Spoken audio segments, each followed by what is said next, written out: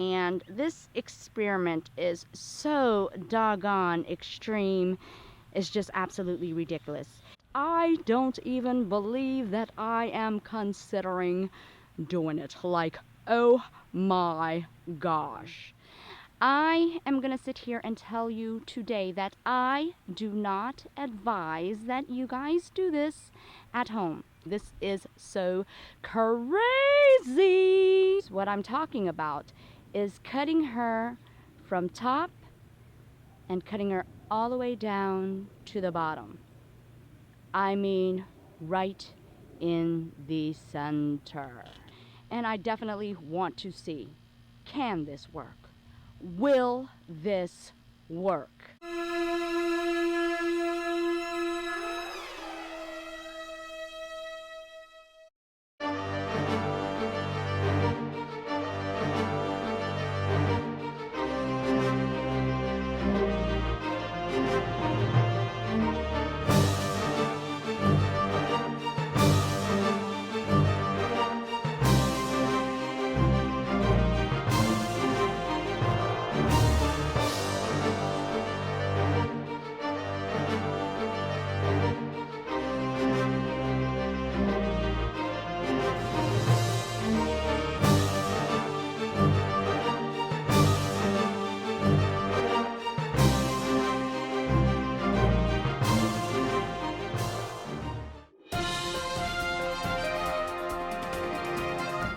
Hey there everyone, this is Maria Young reporting live from my tropical paradise. Okay, so I am just getting home from work and I decided to come into my garden and enjoy this very peaceful tropical orchid view. Definitely enjoying myself here. And I decided to go ahead and give you guys an update on my science project on that Phalaenopsis and let you know exactly how the patient is doing. At first I wasn't going to because I know it's way too soon to know whether or not she is going to recover and whether or not she is going to produce something for us. But definitely because so many of you guys have shown concerns and comments about her and wanting to have some updates, I'm gonna go ahead and do that for you today. Okay folks, and here we are. Dun -dun -dun -dun. Okay, well, first let me tell you guys that I really had to change my course of action in what I had intended on doing, because when I first initially did the project, I thought that she was going to be in horrific condition afterwards, and I actually anticipated that there was going to be a whole lot of wilting going on, and indeed she would have to be in a container where she's sanitized and no risk of any infections, and of course no risk of anything rotting because of too much moisture in the air, and definitely could not put her in my garden because I was too terrified of leaving her by herself, and maybe it was too hot, or maybe it might rain, or maybe the sun might get to her. All sorts of things were going through my mind. So what I've been doing actually, folks, is taking her to work with me, and I've actually been, well, first let me go ahead and show you exactly what she looks like, and I'll tell you why I did some of the things that I've done. Da-da-da-da. Okay, here she is, folks. Here she is. And as a matter of fact, I'm here in my garden at a different location and kind of at ground level because it's too sunny where I usually sit, and I definitely don't want to get her where she has full sunlight. I've been keeping her in bright shade, so definitely did not want to risk her getting overly dehydrated or anything like that. So that is why I am kind of in a shaded area, or bright shade area, right now doing this video. Anyways, so let's take a look at the Phalaenopsis, the patient right here. And I want to tell you guys, oh my gosh, I am like totally amazed. There has not been any major changes in her appearance, of course, other than the fact that she's been cut in half. But other than that, I mean, wow, she has really maintained her consistency. The leaves don't show any type of wilting at all, none at all. I mean, if you put her together, she looks just like she looked before, as far as the condition she was in. Of course, now I have to handle her just a little bit differently because she's been cut in half, and of course I don't want this foliage right here or her leaf to topple over because it is pretty much top heavy. These leaves are heavy in comparison to her stem or her body that she has left. So definitely I hold her together anytime I move her. But oh my gosh, folks, look, no changes whatsoever in her health wise. The leaf even is very, very firm, just like before. There's no changes at all. And if we take a look at the root system, still the same, still intact. I did cut off some of the longer roots and some of the roots that just really did not look healthy, but I made sure she had enough root system to, of course, sustain her. So definitely no changes in health-wise. Now let's take a closer look at the actual wound itself to let you know exactly how that's recovering. Okay, so this is where we actually cut her at. And as you are noticing right here, it's really turned a bit white. This is kind of the woody area, and it's really, really hard right here. This has fully recovered and it's sealed. I mean, she's good to go right there. Now, moving upward, she's beginning to dry out up here too, or becoming sealed here. She hasn't really calloused over or really hardened enough for me to just really be not so cautious with her. So I am still being very careful because right here it just seems like it's very tender still, and I would very much like her to dry out just a little bit more before I get her out into the weather conditions or out into my garden, because that is what I intend on doing with her. I definitely want her to get her back out in nature with regular temperature, because I think that's going to do her a lot of good. Good air circulation, good weather, good moisture. At night we get good humidity. So definitely I think it's going to be really good to get her back out in nature. So that's my plan. But let's take a closer look at the other half of her as well. I don't know if it's her better half, but it's a half of her. So let's take a look. And you're also noticing the same thing. The lower part is, of course, where that woody part is, and it's fully healed. I'm not even worried about that portion. But again, you move up and you kind of see that fleshy part. It still seems a little bit moist. Now when I touch it, it's not moist, but it does feel soft and tender. So I'm going to wait a little bit more again for that to also heal. Now here where the leaf part is, you are noticing a brown layer that's coming on there.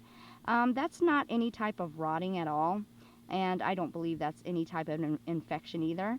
I just believe that that is how the tender part of this is going to heal. So you definitely are going to see that in this area, I believe.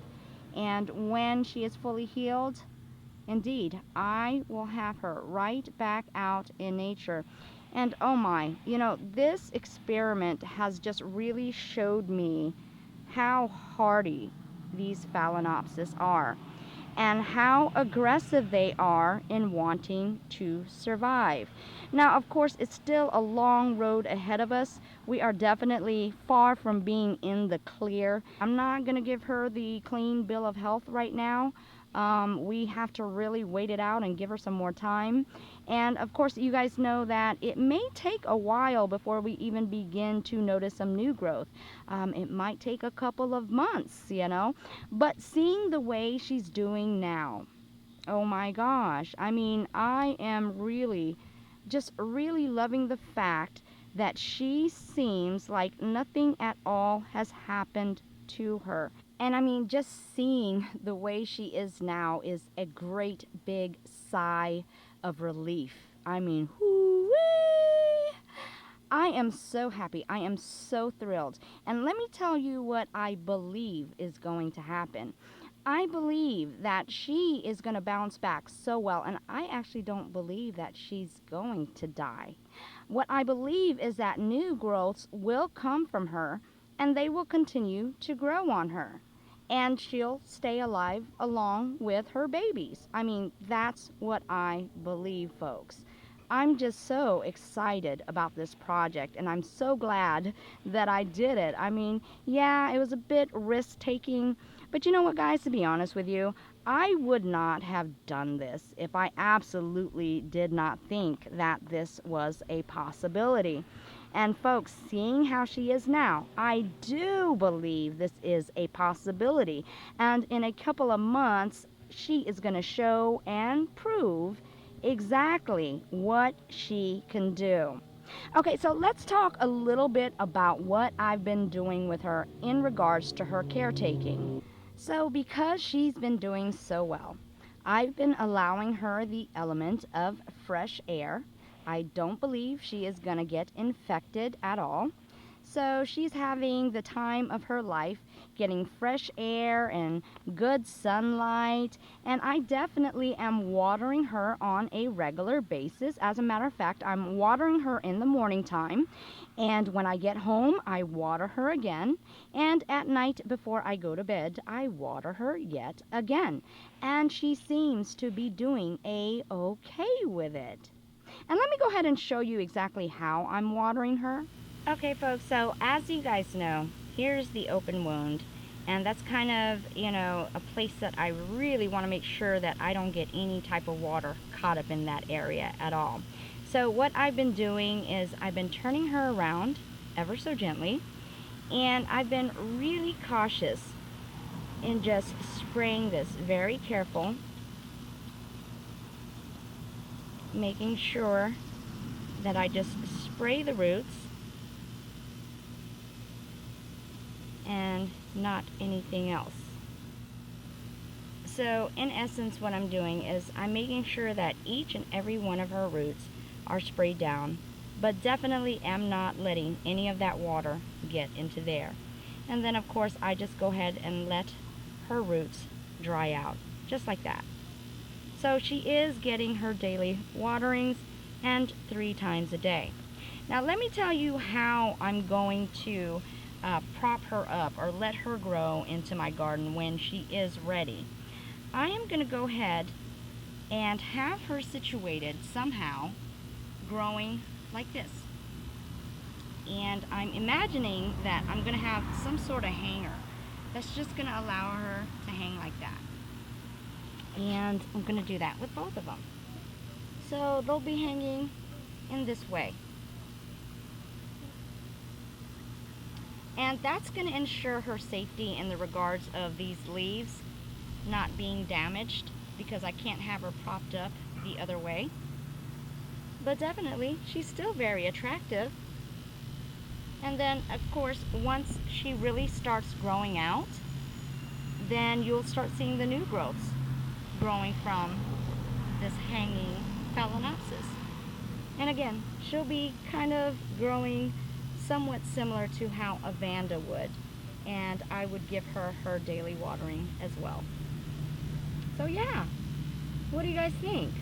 I'm actually loving this. I am absolutely loving this, and I can only imagine how beautiful she'll look if she has a few new growths growing on her, and while she's kind of like dangling beautifully in the air. Okay folks, so I got a little bit excited, and I definitely wanted to show you how I intend on growing her when she does recover. As you can see up here, there is a hook right there hooked onto that branch, and going down again you will see the 2 halves of the Phalaenopsis right there. And of course, because she's hanging downwards, gravity is of course going to pull at the leaves, so I won't have to worry about any damages to her leaves. And if we take a closer look, her roots are exposed, and she's going to be somewhere around this area by the Vandas. Of course, she has to be shaded, but or bright light or bright shade, sorry about that. But just like the Vandas, I'm just going to spray her little roots. And if you wanted to maneuver the metal wiring in that hook thingy majigamy bop, you can also do that, and as you can see now, she has a staggered effect. So it's all up to you on how you would want to display something like this. And this is a good way where you can appreciate her beauty, her beautiful leaves, and at the same token, just be patiently waiting for those new growths to come. So again, folks, she is doing quite well. I really appreciate all the well-wishing, the prayers, and the positive vibes that were sent her way. As you guys can see here, it has been working, so thumbs up to all of you guys who have been sending her such good vibes. I thank you, thank you, thank you. And I know she thank you, thank you, thank you too. And as a matter of fact, I did want to share with you that there is a viewer and a friend that goes under the name of Joshua's Aquarium that has actually suggested that I go ahead and do another propagation method that is really quite extreme. And I don't know, I mean, that propagation method that he told me about, I think is a little bit more extreme than this, believe it or not, folks. I mean, I was having another no freaking way moment. So definitely stay tuned, because I think, if I know how I am, I'm almost positive that I will do another propagation method. And how do I like to do it? Very extremely. Well, that's it, folks. And again, I thank you guys for tuning in. This has been Maria Young and both of my Phalaenopsis. Woohoo!